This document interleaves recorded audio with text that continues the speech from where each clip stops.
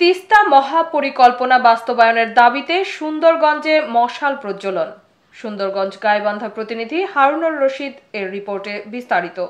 সাথে আছে আমি রাজিয়া সুলতান। আপনারা দেখছেন i1 টিভি।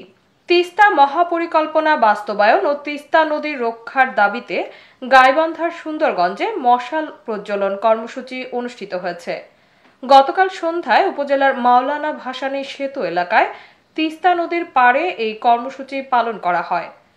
তিস্তা নদী রক্ষা আন্দোলনের প্রধান সমন্বয়ক, সাবেক মন্ত্রী ও বিএনপির রংপুর বিভাগীয় সাংগঠনিক সম্পাদক অধ্যক্ষ আসাদুল হাবিব দুলুর নির্দেশনায় এ কর্মসূচির আয়োজন করে সুন্দরগঞ্জ উপজেলা তিস্তা নদী রক্ষা আন্দোলন। মাওলানা ভাসানী সেতুর দক্ষিণ প্রান্তের কর্মসূচিতে নেতৃত্ব দেন উপজেলা বিএনপির সদস্য সচিব ও আন্দোলনের অন্যতম নেতা মাহমুদুল ইসলাম প্রামাণিক মাহমুদ। এতে উপস্থিত ছিলেন উপজেলা বিএনপির যুগ্ম আহ্বায়ক আশেক আলী বিএসসি, তসলিম উদ্দিন বাবলু, আসাদুজ্জামান খন্দকার মাসুদ এবং উপজেলা যুবদলের আহ্বায়ক আব্দুর রহমান সহ বিএনপি ও অঙ্গ সংগঠনের নেতাকর্মীরা। উপজেলা বিএনপির সদস্য সচিব মাহমুদুল ইসলাম প্রামাণিক মাহমুদ বলেন, অধ্যক্ষ আসাদুল হাবিব দুলু স্যারের নির্দেশে আমরা দীর্ঘদিন ধরে তিস্তা পাড়ের মানুষের দুঃখ দুর্দশা মোচনের জন্য আন্দোলন চালাচ্ছি। তিস্তা মহাপরিকল্পনা দ্রুত বাস্তবায়ন এখন সময়ের দাবি। নদী ভাঙন, বন্যা ও পানির বৈষম্যে আমাদের জীবন জীবিকা বিপর্যস্ত হয়েছে।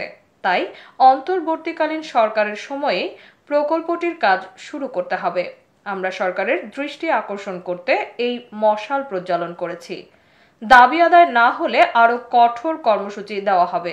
অপরদিকে তিস্তা মহাপরিকল্পনা বাস্তবায়নের দাবিতে মাওলানা ভাসানী সেতুর উত্তর পাশে জেলা বিএনপির সহসভাপতি ও সুন্দরগঞ্জ উপজেলা বিএনপির সাবেক সভাপতি, হরিপুর ইউনিয়ন পরিষদের চেয়ারম্যান মোজাহারুল ইসলামের নেতৃত্বে মশাল প্রজ্বলন করা হয়।